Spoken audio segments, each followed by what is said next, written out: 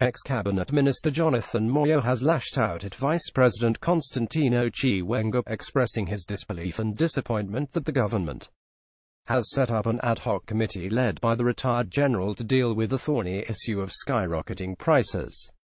Constantino Chiwenga and Jonathan Moyo in happier times. In a series of fiery tweets aimed at Chiwenga, Moyo also accused the VP of preventing him from reburying his father, killed in the 80s genocidal rampage of violence in Matabeleland and the Midlands provinces, in which up to 20,000 people were killed or forced into exile. The ex-minister, who told Zainab Badawi in a BBC Hard Talk interview screened on Thursday that the November 15th army intervention spearheaded by Chiwenga had reduced Zimbabwe to a banana republic, also alleged in his blizzard of tweets that the former military commander was behind the torture of 8 opposition Mthwakazi Republic Party MRP officials last week, arrested for demonstrating against President Emmerson Mnangagwa's involvement in the Gukurahundi genocide.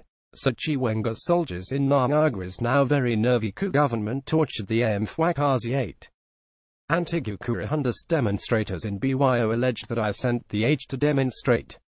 Does this torture inspire investors as defining a new era in Zim under Mnangagwa? Moyo said on the microblogging site. Moyo, speaking on Hard Talk from a secret location, alleged that Mnangagwa seized power unconstitutionally and was leading an illegal regime. Mnangagwa and Chiwenga, they know only too well that they have come into power via the bullet and not the ballot, he said. Moyo, who recently questioned the ex-defense chief's PhD from University of KwaZulu-Natal, South Africa, challenging him to come clean on the real authors of his dissertation, berated the ZANU-PF Politburo for putting up an ad hoc committee headed by Chiwenga to deal with price increases decisively. The November curse. Does the ZANU-PF Bureau really believe that it can get a partisan ad hoc committee to do what the Cabinet has failed to do about crazy prices of basic commodities that started skyrocketing with the 15 November coup? The November curse. Moyo tweeted. In Zimbabwe, November is sacred, Moyo said, referring to the month Robert Mugabe was overthrown in after a military intervention. He suggested the new administration was doomed as a result.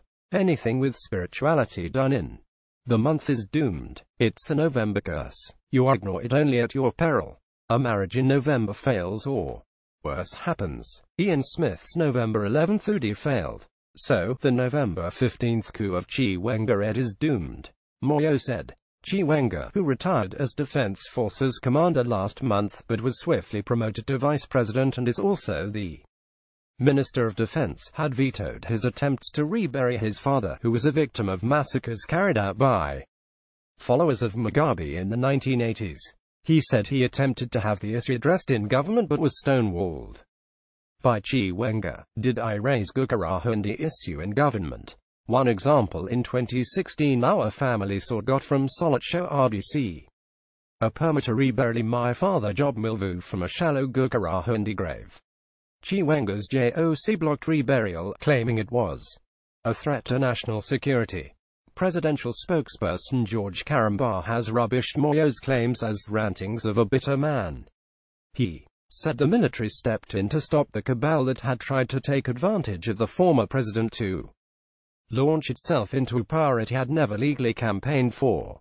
So really the issue of legitimacy or illegitimacy does not arise. You saw what happened at Zimbabwe grounds. You saw what happened by way of an across the political spectrum support.